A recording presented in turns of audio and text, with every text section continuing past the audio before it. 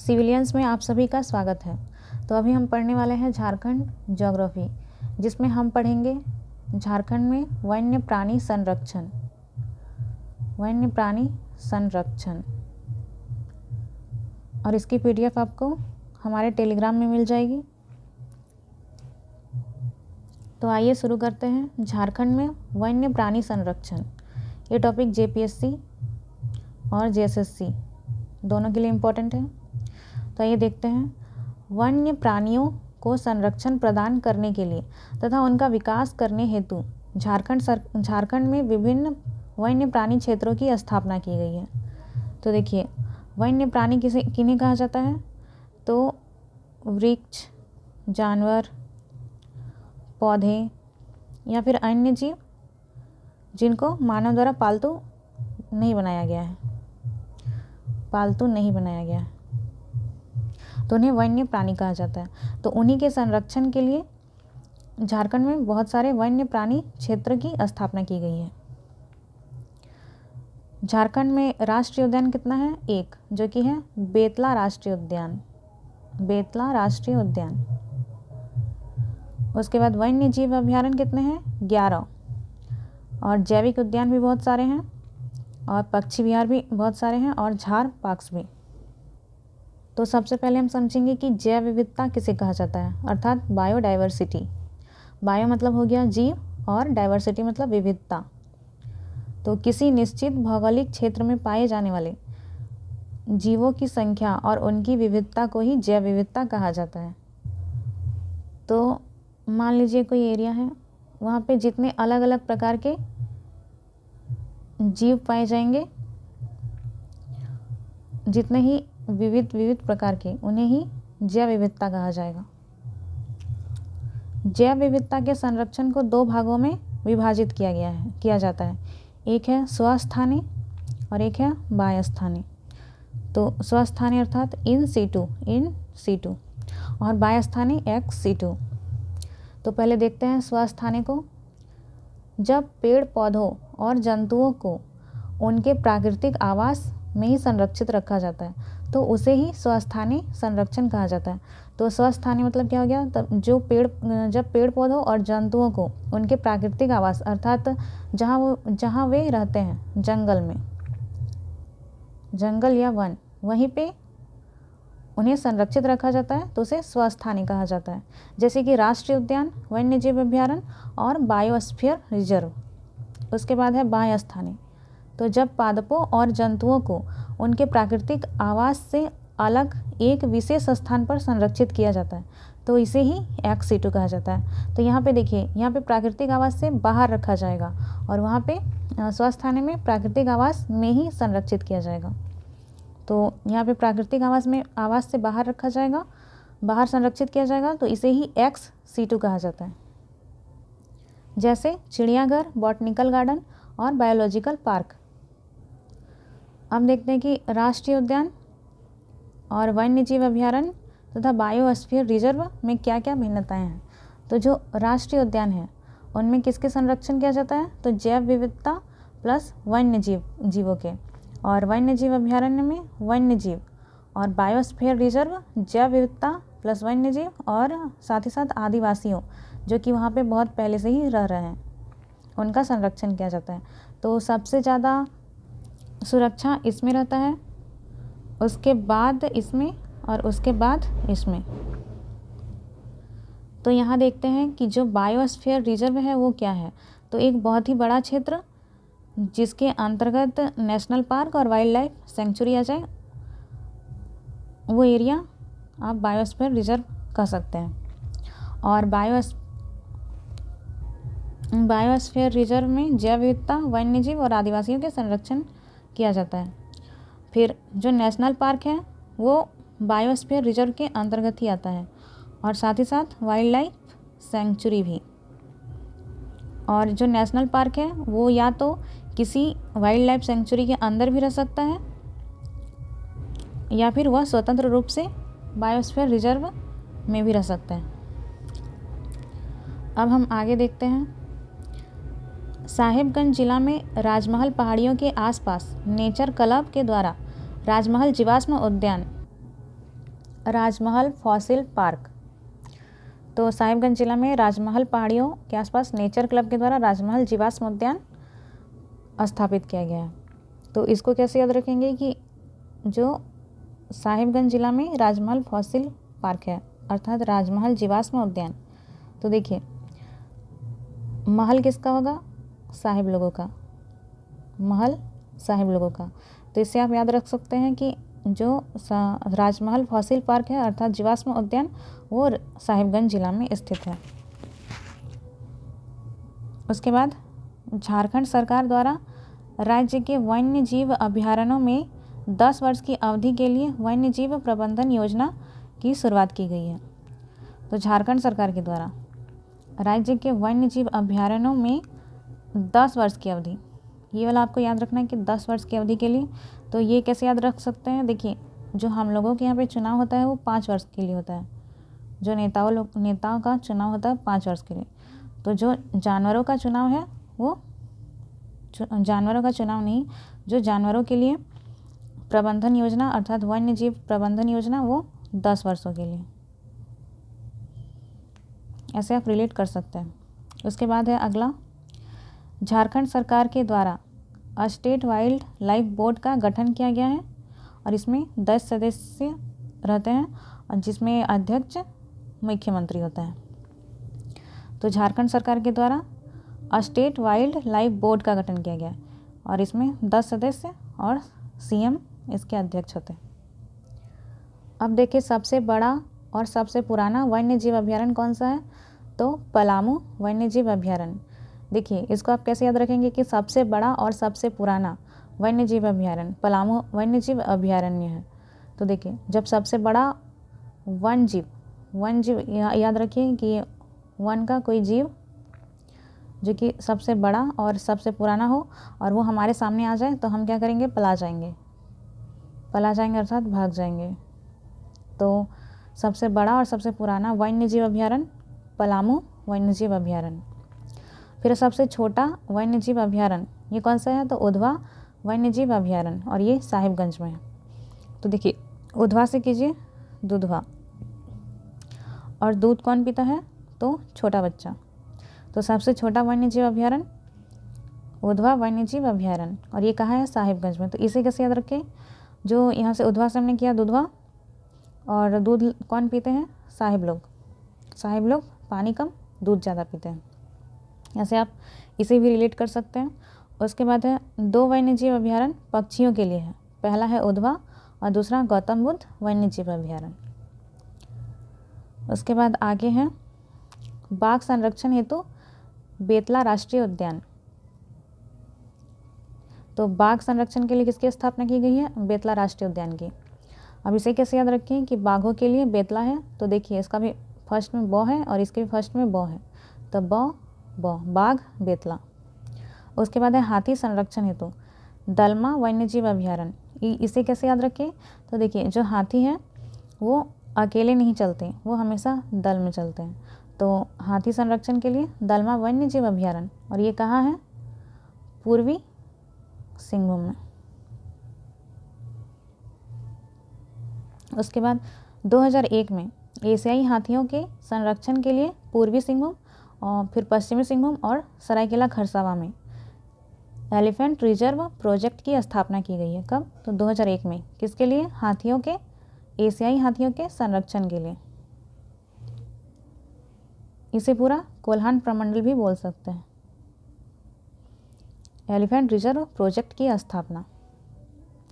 अब हम देखते हैं राष्ट्रीय उद्यान। तो राष्ट्रीय उद्यान झारखंड में कितना है, 1, जो कि है बेतला राष्ट्रीय उद्यान, जो बाघों के संरक्षण के लिए, बाघों के संरक्षण, और ये कहाँ है, लातेहार में। तो इसे कैसे याद रखें कि जो बेतला है वो लातेहार में है। तो देखिए इसके लास्ट में ला है, तो इसका फर्स्ट ला कर लेते हैं, तो बेतला ला से लातेहार में ही है। और ये इसका स्थापना 1986 में हुआ था और इसका जो एरिया है वो 226.33 किलोमीटर स्क्वायर में है। अब इसको कैसे याद रखें, देखिए आप पहले लिखे 1 2 3 अब 2 को भी डबल कर दीजिए, 3 को भी डबल कीजिए, अब दोनों को गुना कीजिए, बीच में आ गया 6, यहाँ पॉइंट दे दीजिए, हो गया 22.6.33। उसके बाद विश्व की पहली बाघ जनगणना 1932 में की गई थी। तो इसको भी 1 2 3 किए थे हम लोग। अब ये 3 को इधर और इधर 2 को 32 हो गया, अपोजिट कर दिए। तो विश्व की पहली बाघ गणना यहीं पे हुई थी और 1932 में की गई थी। उसके बाद है 1947 में इसे संरक्षित क्षेत्र घोषित किया गया। किस टाइम? 1947 में संरक्षित क्षेत्र।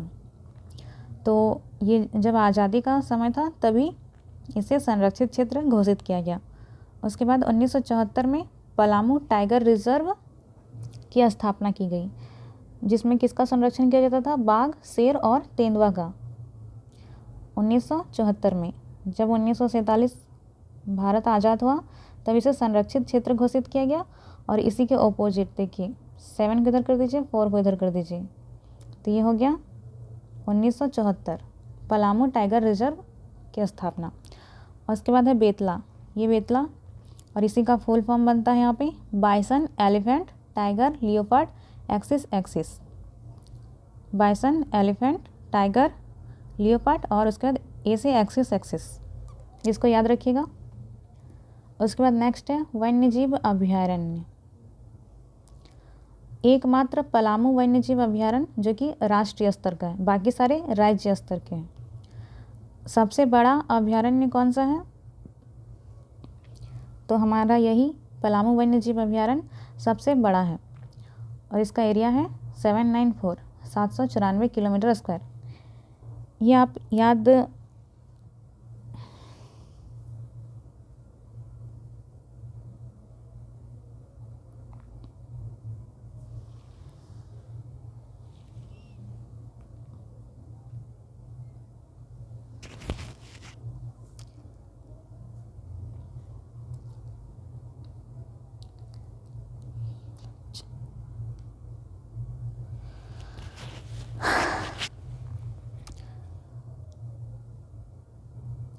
तो पहला सबसे बड़ा आपको याद रखना है पलामू। पलामू में है पलामू, तो इसको आप कीजिए पहला। ये पहला जो सबसे बड़ा अभयारण्य है।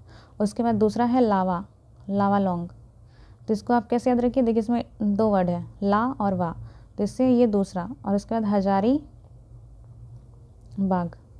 अब बाग को छोड़ दीजिए, ये जो हजारी है उसे देखिए, ये इसमें 3 वर्ड है, तो ये तीसरा सबसे बड़ा। उसके बाद देखते हैं आगे दालमा वन्यजीव अभयारण्य जो कि पूर्वी सिंहभूम में है।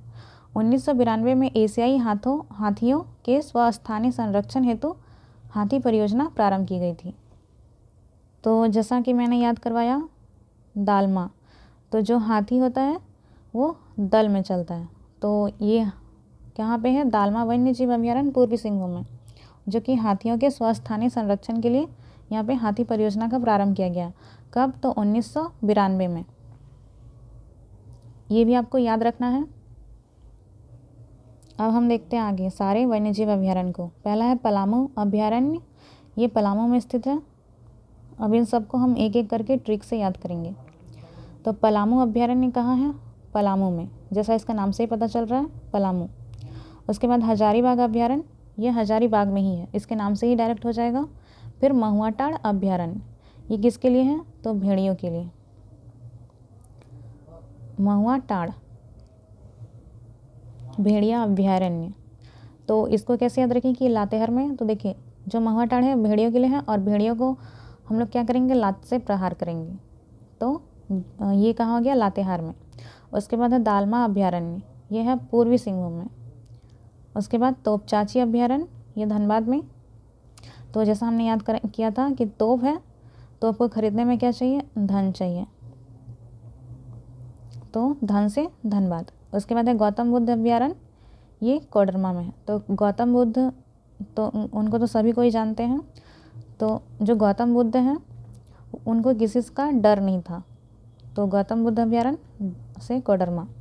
उसके बाद है पारसनाथ अभयारण्य, ये पारसनाथ पहाड़ी हमारा गिरिडीह में है, जिस कारण से ये वहीं पे है गिरिडीह में, पारसनाथ अभयारण्य गिरिडीह।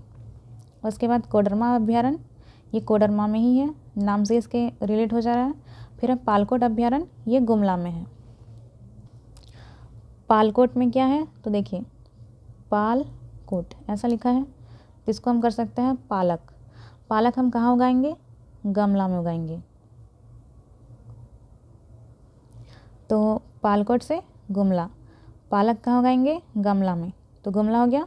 उसके बाद उधवा झील पक्षी विहार, ये कहाँ है, साहिबगंज में। तो इसको हमने कैसे याद किया था कि उधवा से दुधवा किया था, और दूध कौन पीता है सबसे ज़्यादा, साहिब लोग। अब हम इनके स्थापना वर्ष को याद करेंगे। तो देखिए महात्मा गांधी ने PhD किया 1976 में। तो आपको ये याद रखना है कि महात्मा गांधी ने PhD किया 1976। अब हम इसको देखते हैं कि ये है क्या। देखिए M से हो गया महुआ टाड़, G से हो गया गौतम बुद्ध अभयारण्य, P से हो गया पलामू, H से हजारीबाग, और D से दालमा। तो इन पांचों का स्थापना 1976 में हुआ है। इससे आप ये पांचों याद कर सकते हैं, ये और पलामू वाला, और एक गौतम बुद्ध अभयारण्य। और उसके बाद हमारा बच्चा तोपचाची और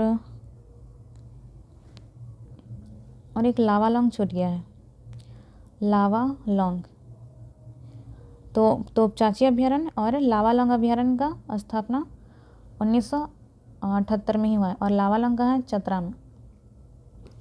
तो इसको कैसे याद रखेंगे कि ये चतरा में है। तो देखिए ये लौंग है, तो लौंग को हम क्या करते हैं, चबाते हैं। तो लौंग को चबाने से चतरा कीजिए, और लौंग से लावालौंग चतरा।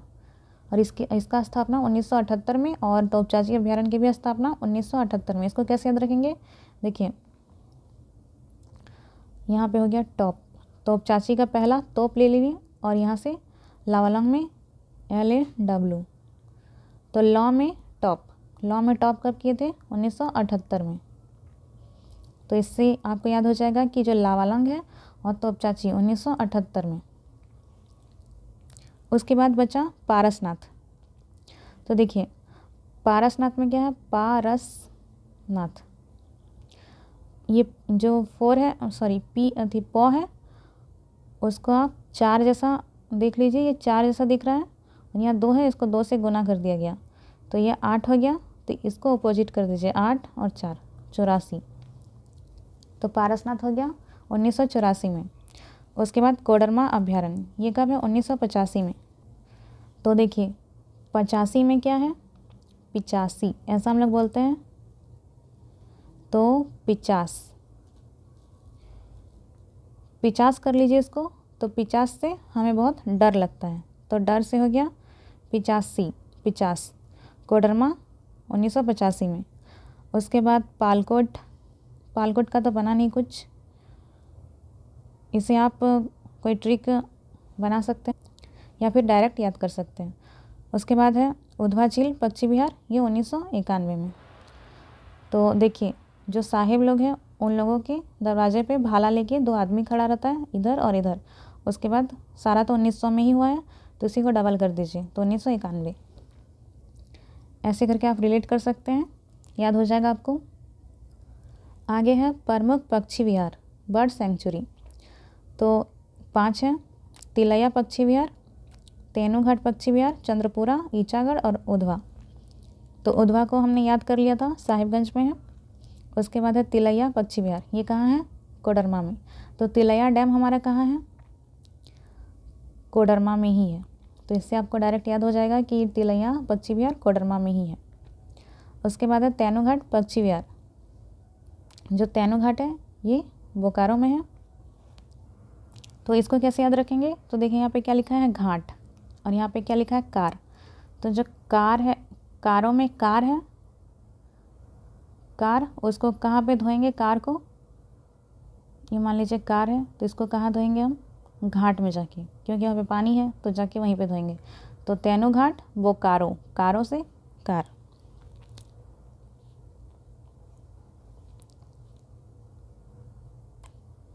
उसके बाद आगे है चंद्रपुरा पक्षी विहार, ये भी बोकारो में ही है। तो इसको कैसे याद रखेंगे? तो देखिए, ये जो चंद्र है, चंद्र को हमने आधा ही देखा है, चांद, लेकिन चंद्रपुरा, तो चंद्रपुरा कौन बोल रहा है? जो बोका रहेगा, बोका से बुद्धू। ये बस बोलने की एक ट्रिक है याद करने के लिए, उससे ज़्यादा कुछ नहीं। तो चंद्र को पूरा कौन देखेगा? जो बोका रहेगा, बस, क्योंकि चांद तो आधा ही रहता है, बस ट्रिक के लिए है, बाकी चांद गोल भी होता है, गोल ही रहता है।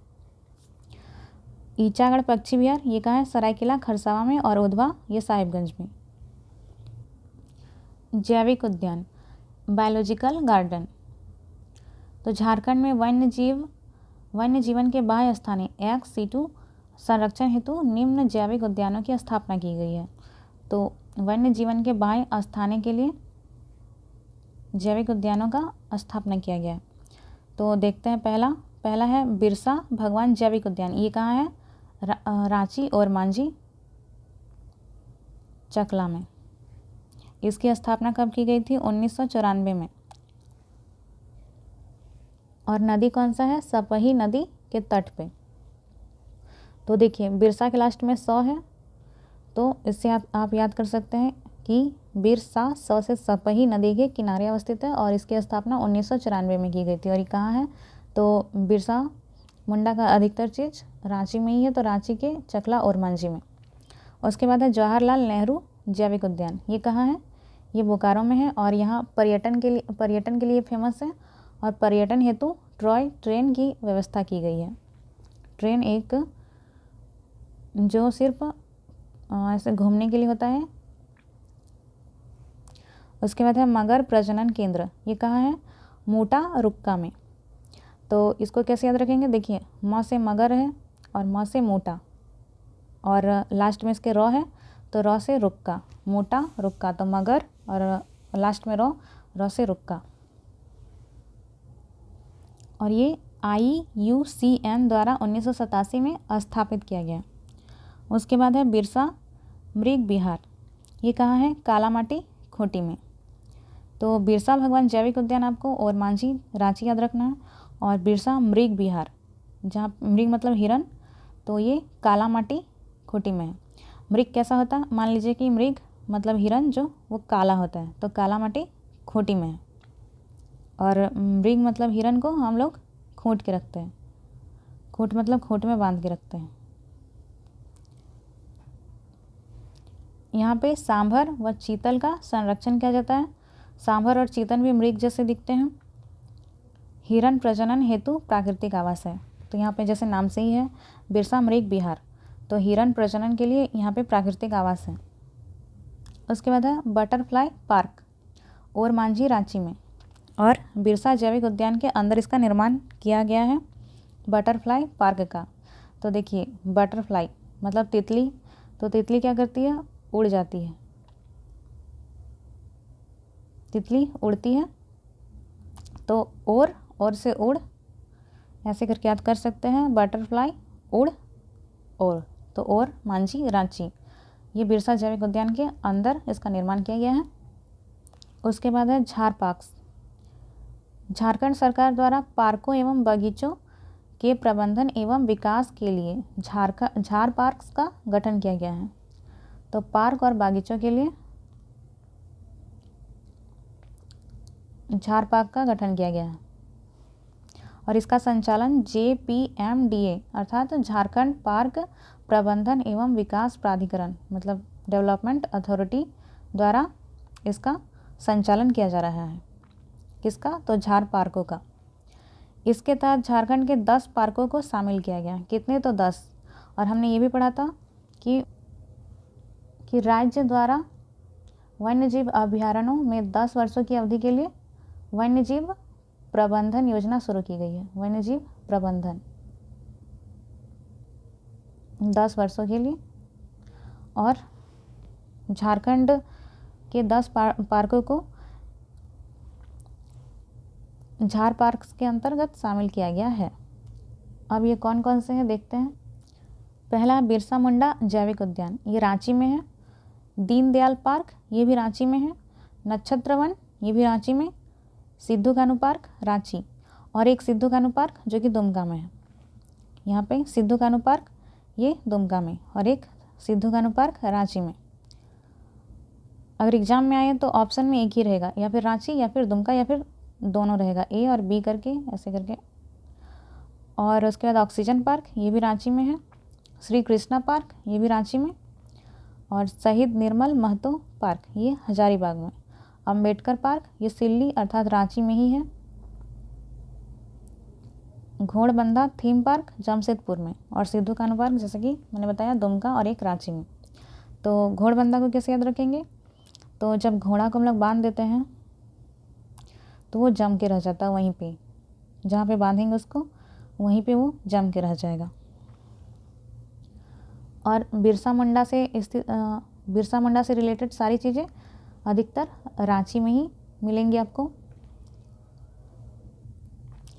और देखिए यहाँ पे है शहीद निर्मल महतो पार्क, तो यहाँ पे लिखा है हजारी बाग, बाग से कीजिए बाग। तो अगर कोई बाग से लड़ेगा तो वो शहीद हो जाएगा। तो निर्मल महतो शहीद हो गए थे बाग से लड़के। ये बस ट्रिक है, रियलिटी में ऐसा कुछ नहीं है। शहीद निर्मल महतो पार्क हजारी बाग, ऐसे करके आप रिलेट कर सकते हैं। बाकी आप सबको मैप में देख के याद कर सकते हैं। उसके आगे है, पहले मैप में देख लेते एक बार। तो देखिए जो दुमका में सिद्धू कान्हू पार्क है, उसके बाद शहीद निर्मल महतो पार्क ये हजारीबाग में स्थित है। उसके बाद रांची में बिरसा मुंडा जैविक उद्यान, दीनदयाल पार्क, नक्षत्र one, Sidhu Kanhu park, oxygen park, Shri Krishna park और एक अंबेडकर पार्क जो कि रांची के सिल्ली में अवस्थित है। और पूर्वी सिंहभूम में घोड़बंदा थीम पार्क, अर्थात यहाँ पे जमशेदपुर भी लिखा रहेगा या पूर्वी सिंहभूम दोनों होगा।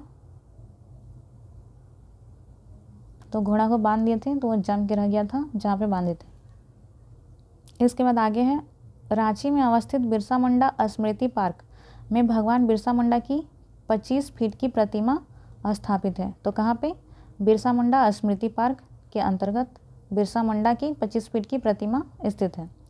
रांची के लाल खटंगा नामक स्थान पर 2012 में जैव विविधता पार्क स्थापित किया गया है, जिसे इको टूरिज्म की अवधारणा पर विकसित की गई है।